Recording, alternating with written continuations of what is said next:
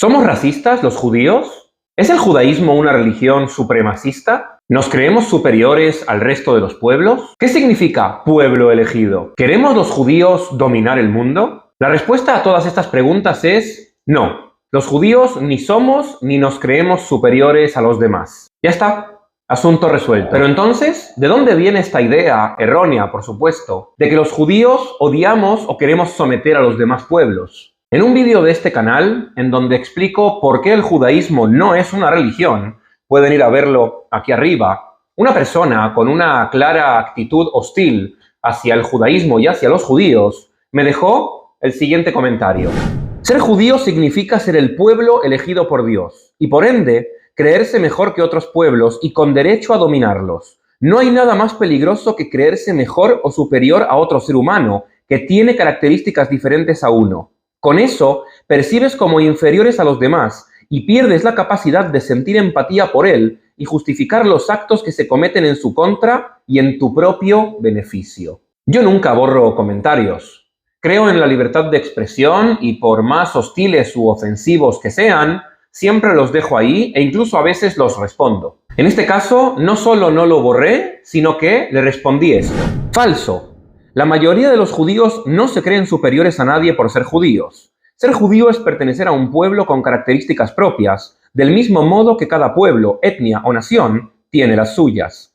Nadie dentro del pueblo judío utiliza el famoso y tan incorrectamente entendido concepto de pueblo elegido para atribuirse o reivindicar superioridades de ningún tipo. El debate continuó un poco más, pueden ir a verlo si quieren después al vídeo en cuestión, pero obviamente ni ella me convenció a mí, ni yo la convencí a ella. Porque convencer a un antisemita de que está equivocado y de que los judíos no somos eso que ellos piensan que somos, es muy complicado. Son años, siglos y hasta milenios de prejuicios antisemitas, y esta percepción es muy difícil de cambiar. La conversación se volvió un poco más surrealista cuando esta persona me empezó a acusar a mí directamente de que yo me creía superior a los demás y estaba ocultando realmente mi opinión. Yo le dije que no creo eso que ella está diciendo de mí, y ella me dijo algo así como, sabes que no dices la verdad. O sea, según esta persona, yo no solamente sé y creo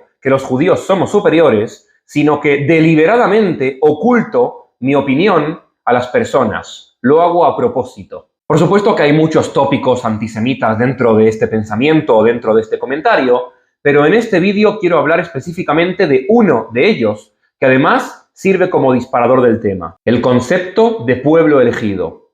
O mejor dicho, el malentendido concepto de pueblo elegido que utilizan los antisemitas para acusar a los judíos de ser racistas o de creerse superiores. Vayamos, como siempre, a las fuentes. Y aquí encontramos la primera gran revelación. El término pueblo elegido, Am Anifjar en hebreo, no aparece ni siquiera una sola vez en toda la literatura judía clásica. No aparece en la Torá, no aparece en el Tanaj, no aparece en la Mishnah, ni tampoco aparece en el Talmud. No hay, en los textos judíos antiguos, ningún registro que contenga la expresión pueblo elegido. En cambio, sí aparecen en la Torá expresiones parecidas. La más famosa de todas ellas es la expresión Am Segula, que aparece ya en la propia Torá, que significa algo así como pueblo atesorado. Vamos a ver, por ejemplo, lo que dice la Torá en el libro de Éxodo, capítulo 19, versículo 5.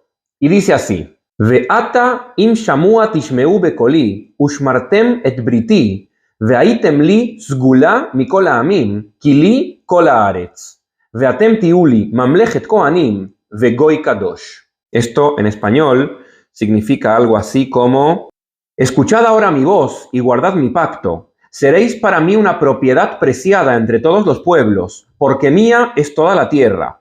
Seréis para mí un reino de sacerdotes y un pueblo santo. Como dijimos, el término segula, am segula, significa pueblo atesorado o pueblo preciado. Y luego el texto continúa aclarando que el pueblo se convertirá en un reino de sacerdotes y en una nación santa. Goy Kadosh. Este término, el de Am Segula, se repite en varias oportunidades a lo largo de la Torá y también a lo largo del Tanaj, y este es el término que interpretan los rabinos de la Mishnah y el Talmud para explicar en qué consiste el fenómeno de la elección del pueblo judío. Es cierto que desde un punto de vista estrictamente terminológico, nunca aparece el término Am Anifjar, es decir, el pueblo elegido, pero sí aparecen otros términos que se pueden interpretar como sinónimos, o como por lo menos muy parecidos. No es mi intención ocultar absolutamente nada y por tanto en este vídeo voy a decir las cosas como son. Es verdad que el término pueblo elegido, Am Anifjar, no aparece en las fuentes judías clásicas, no por lo menos con esta fórmula, pueblo elegido. Pero sí es cierto que el judaísmo, por lo menos el judaísmo rabínico, ha considerado y sigue considerando hasta el día de hoy al pueblo judío como el pueblo elegido de Dios. Y esto se ve claramente, por ejemplo, en el Sidur, en donde hay muchas bendiciones que pronuncia el pueblo judío hoy en día, en donde aparece el término pueblo elegido o fórmulas muy parecidas. En el Kiddush, por ejemplo, que es la oración que se pronuncia en Shabbat sobre una copa de vino, se dice la siguiente frase: Kibanu bajarta veotanu kidashta mikol amim, que significa, porque a nosotros nos escogiste y nos santificaste de entre todos los pueblos. Vemos como el término pueblo elegido sí que aparece en esta fórmula, en esta oración del judaísmo. Kibanu bajarta, porque a nosotros nos escogiste. De este mismo modo, cuando un judío va en la sinagoga a leer la Torá, tiene que pronunciar una bendición, en donde está escrito también y donde se lee Asher Bahar Banu Mikol Amim, que significa que nos escogió de entre todos los pueblos. Asher Bahar Banu. El término Lifjor, Bahar en hebreo, significa escoger.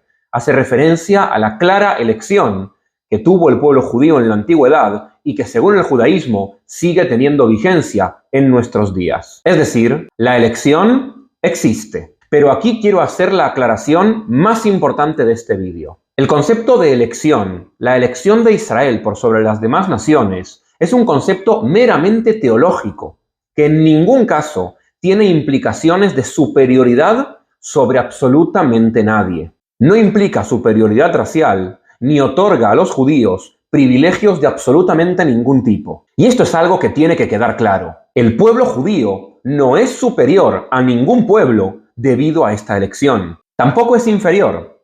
Simplemente es otro pueblo. Es un pueblo diferente. Es un pueblo con características especiales. Y de hecho, no hay nada, absolutamente nada, en las fuentes judías clásicas que avale la idea de que la elección de Israel connote superioridad étnica o superioridad racial sobre las demás naciones. Esto no existe en el judaísmo. Más bien, todo lo contrario. El judaísmo no entiende la elección del pueblo judío como una elección de exclusividad. Todas las naciones, según el judaísmo, tienen también un pacto con Dios y por tanto todas las naciones tienen su propia relación con Dios. El judaísmo sostiene que Dios ha hecho un pacto con toda la humanidad, no solo con el pueblo judío. Y esta idea se encuentra presente a lo largo de toda la literatura judía clásica. Moisés se refiere al Dios de Israel también como el Dios de todas las naciones. Y el Tanaj reconoce a los profetas también de otras naciones, y no solo a los profetas de Israel. Incluso uno de los profetas de Israel, Jonás, es enviado a predicar a Nínive, y en Nínive no había judíos. Un teólogo judío yemenita del siglo XII llamado Netanel al-Fayumi decía que Dios le permitió a cada pueblo algo que le prohibió a otro, y que Dios había enviado a cada pueblo un profeta para que predique según su propia lengua. Yitzhak Arama, un influyente pensador y filósofo judío del siglo XV, también decía que los justos no judíos están elevados espiritualmente exactamente igual que los justos judíos. El rabino Menachem Ameiri, un comentarista talmúdico catalán de tendencia maimonidiana, decía también que los justos de todas las naciones están tan elevados que forman parte de un constructo que él denominaba el gran pueblo de Israel. Como vemos, el judaísmo y sus comentaristas rabínicos entienden perfectamente que se puede alcanzar la plenitud fuera del pueblo de Israel. No es necesario ser judío. Por supuesto que, lamentablemente, hay judíos chauvinistas, racistas y ultranacionalistas, porque la lacra del racismo lamentablemente está presente en todas partes. Pero la tradición judía, a grandes rasgos, rechaza rotundamente esa idea de superioridad. Antes de contar la historia de Abraham, por ejemplo, la Biblia enfatiza la idea de la unidad de la humanidad, contando la historia de la creación del hombre. Un hombre y una mujer son creados a imagen y semejanza de Dios para ser los antepasados de toda la humanidad, es decir, de todas las naciones. Siguiendo esta misma línea, la Mishnah, que es el código legal judío que se compiló en el siglo III de la era cristiana, explica que Adán fue creado como una sola persona, justamente para explicar que una sola persona es equivalente a un mundo entero. Y utiliza este mito, el mito de la creación de la humanidad, para demostrar que el que quita una vida, el que mata a una persona, es como si acabara con toda la humanidad. Y del mismo modo, el que salva a una persona es como si salvara al mundo entero. La tradición judía rabínica considera que no es necesario ser judío para ser justo, y que los justos de todas las naciones tienen su lugar en el mundo venidero. Por tanto, este concepto de pueblo elegido, que es un concepto meramente teológico, que no implica ningún tipo de privilegio, sino más bien responsabilidades, no tiene nada que ver con la superioridad racial, no tiene nada que ver con la idea de creerse superior a otras naciones, no tiene nada que ver con la idea de que el pueblo judío deba someter a otros pueblos. La elección no implica beneficios de ningún tipo, ya que no es necesario ser judío para alcanzar la plenitud. Cosa que sí sucede, por ejemplo, con la versión cristiana del concepto de la elección. El cristianismo agarra el concepto de elección del judaísmo, pero lo transforma en una idea muchísimo más excluyente, ya que, según el cristianismo, no hay salvación fuera de la iglesia. Eso sí es excluyente. En cambio, el judaísmo no considera que es necesario ser judío para ser justo, o para alcanzar la salvación, o para conseguir la plenitud. En resumen, y para concluir, el judaísmo rechaza el racismo y tiene una faceta universalista, abierta, pluralista, con la cual yo, personalmente, me identifico bastante.